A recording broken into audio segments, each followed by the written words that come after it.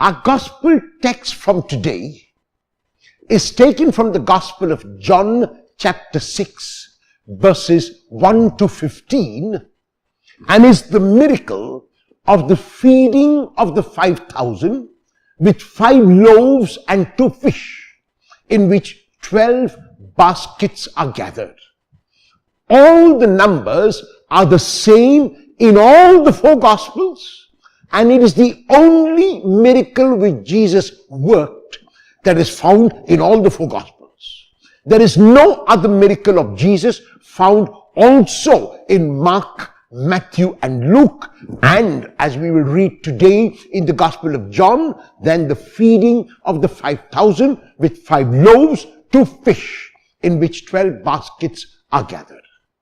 And even though the evangelists, the synoptic Gospels narrate it, Mark narrates it quite differently from the synoptic Gospels. It is only in Mark that we are told that it is the festival of the Passover just before that festival.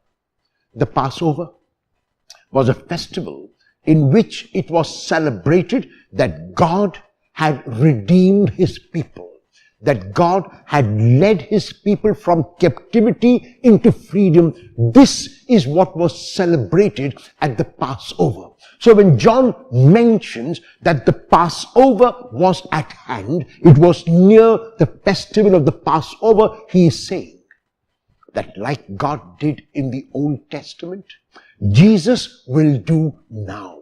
He will lead the people from captivity into freedom.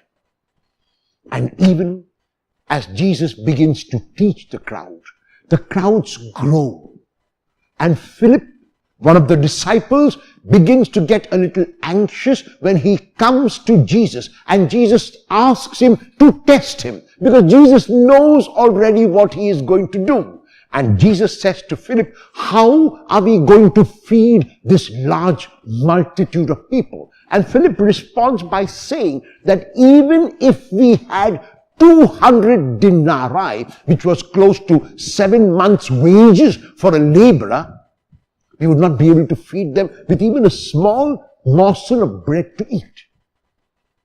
And Jesus then tells Philip to go and find out how much they have. And they bring a young lad, and John is the only one who mentions barley loaves. The lad has barley loaves and 2 small fish.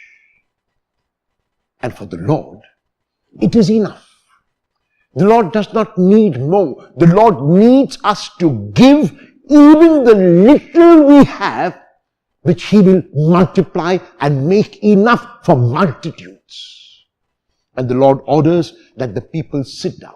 And even as they sit down in an orderly manner, it is only in the Gospel of John, in the synoptic Gospels, the Lord says the blessing. In the Gospel of John, he gives thanks. This verb to give thanks is translated in Greek as eucharistein. In other words, here in chapter 6 already, Jesus is celebrating the Eucharist with this large multitude, and that's why John uses the verb, Jesus looked up to heaven and gave thanks, or celebrated the Eucharist. The second point of difference at the time of the feeding is that while in Matthew, Mark and John, Jesus gives the bread to the disciples to give to the people, here in the Gospel of John, he gives the bread to the people himself in remembrance of what he will do on the cross. He will give his life for the whole world. And this 5,000 now represents the whole of humanity. 5,000 is a symbolic number. Jesus will not restrict himself. Jesus will not restrict his life and his giving to a mere 5,000.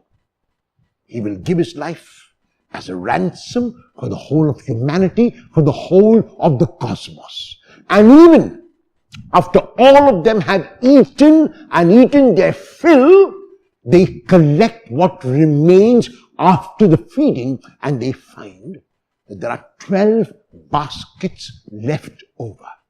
12 is a symbolic number which refers back to the 12 tribes of Israel and which reflects to the 12 disciples and apostles of Jesus, and today which reflects to each one of us who claims to be a disciple of Jesus. Today we are called to feed that multitude with the bread of life.